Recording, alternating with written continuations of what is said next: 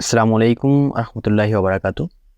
Epson L3210 printer বা L3210 printer একটি multifunction printer, colour printer এবং কালার স্ক্যানার ও photocopy printer. Epson L3110 ও 3210 প্রিন্টারের মধ্যে পার্থক্য কী এবং কোন প্রিন্টারটা সবচেয়ে ভালো হবে?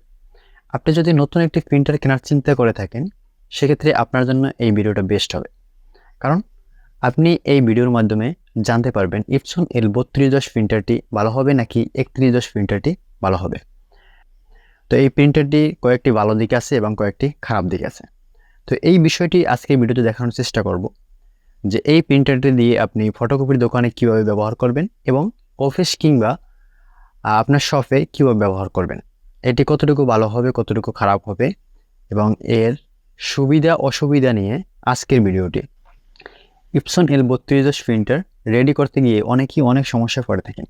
অনেকেই কমেন্ট করে জানতে চেয়েছেন ইপসন L3210 প্রিন্টার কীভাবে রেডি করতে হয়, রেডি করার সময় যে রেড লাইট ব্লিঙ্কিং করে কীভাবে এটা সমাধান করতে হয়। তো আপনি যদি নতুন প্রিন্টার কিনতে চান তাহলে অবশ্যই আপনার জন্য এটা বেস্ট ভিডিও।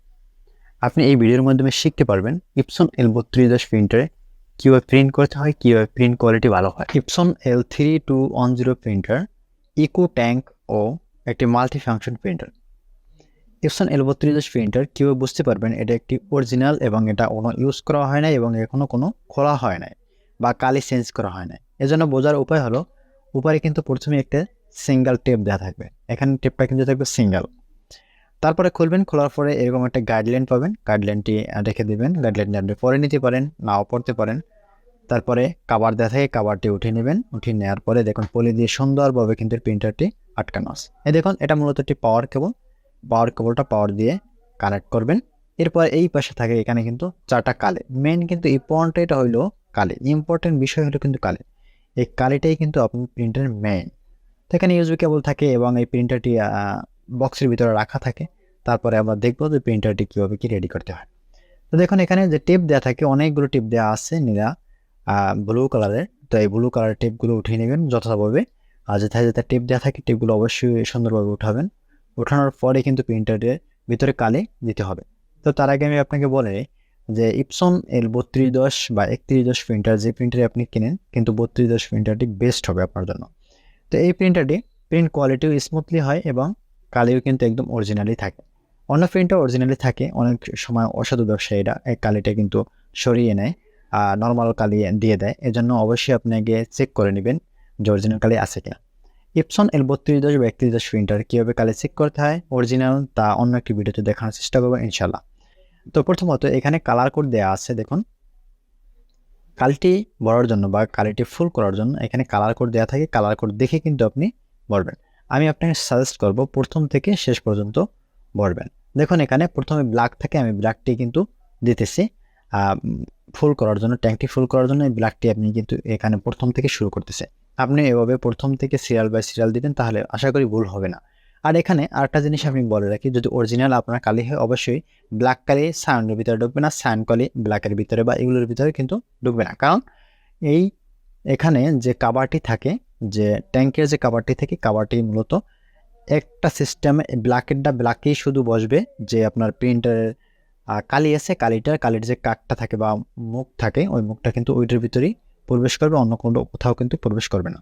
আর যদি আপনার চায়না কালি হয় বা অন্যান্য কালি হয়, সেক্ষেত্রে ওইটা কিন্তু প্রবেশ করে, যে কোনোটাই আপনি ইউজ করতে পারবেন। তো যাই হোক এখানে তারপর আমি ইউরো কালি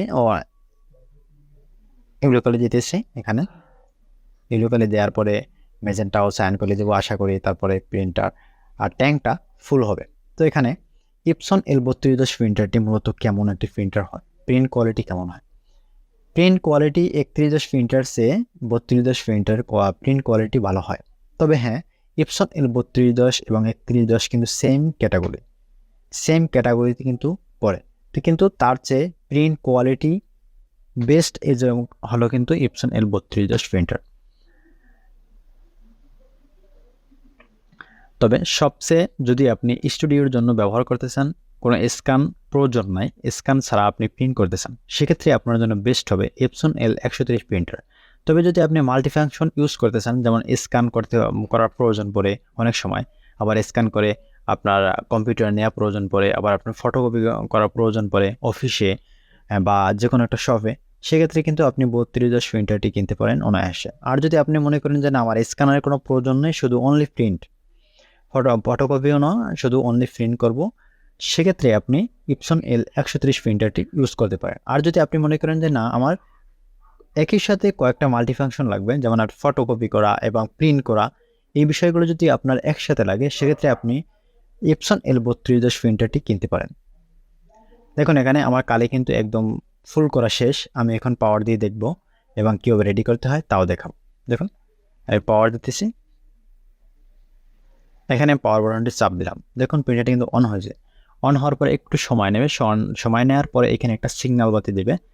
দেখুন এখানে যে কালার যে একটা চিহ্ন আছে, এখানে দুইটা চিহ্ন, একটা হলো পেপার, একটা হলো কালার, মানে কালির একটা চিহ্ন। এই চিহ্নটি জ্বলবে, জ্বলার পরে এখানে 5 সেকেন্ড চাপ দিয়ে রাখবে। দেখুন এখানে 5 সেকেন্ড চাপ দেওয়ার পরে কিন্তু এই কালিটা আবার ওই ট্যাঙ্কের ভিতর থেকে হেড পর্যন্ত নিয়ে যাবে। এখন বর্তমানে হেডের ভিতরে কোনো কালি নেই, একদম হেড খালি আছে, শূন্য অবস্থায় আছে। এই শূন্য অবস্থা থেকে কালিটা ফুল করার জন্য কিন্তু ও এই দেখুন এই ট্যাঙ্ক থেকে কিন্তু টানতেছে এখন পাম্পের মাধ্যমে। এখানে আপনি কিছু সময় অপেক্ষা করবেন, অপেক্ষা করার পরে কিন্তু প্রিন্টারটি রেডি হয়ে যাবে, মানে একদম পাওয়ার বাটন যে নীল বাতিটি আছে জ্বলে থাকবে, আর নিববে না। তো যখন এটা জ্বলে থাকবে তখন দেখবেন আসলে রেডি হয়ে গেছে। রেডি হওয়ার পর আপনি প্রিন্ট করবেন। তো আমি এখানে প্রিন্ট করতেছি, আমার প্রিন্টারটা রেডি হয়ে গেছে। রেডি হওয়ার পরে আমি প্রিন্ট দিতেছি, দেখি আসলে কতদূর স্মুথলি আসে প্রিন্টারটা। আপনাদেরকে দেখানোর চেষ্টা করতেছি, দেখি কতদূর স্মুথলি আসতেছে। এই দেখুন কম্পিউটার প্রিন্ট কিন্তু এইটা দিছি, দেখি এখানে কীরকম আসে।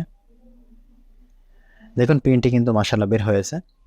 এই দেখুন একদম কিন্তু একুরেট, কম্পিউটার স্ক্রিনে যেরকম ছিল এখানেও সেম টু সেম।